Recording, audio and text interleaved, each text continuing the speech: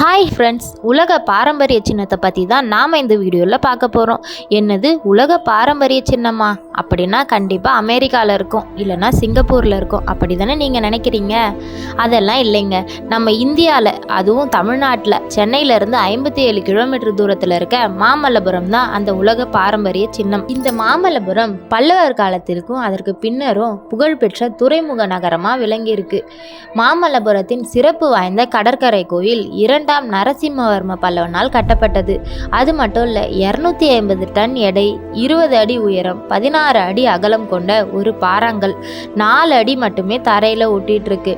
கடவுளோட உருவங்கள், புராண கதையோட நிகழ்வுகள், அந்த கால சடங்கு முறைகள் அனைத்தும் சிற்பங்களாக செதுக்கப்பட்டிருக்கு. இங்கு திராவிட கட்டிடக்கலையும் பெருமளவில் காணப்படுது. இவ்வளோ சிறப்புகள் கொண்ட இந்த மாமல்லபுரத்தை யுனெஸ்கோ 1854ஆம் ஆண்டு உலக பாரம்பரிய சின்னமாக அறிவித்து பெருமைப்படுத்தியிருக்கிறாங்க. மறக்காம சர்ப்ரைஸ் பண்ணுங்க.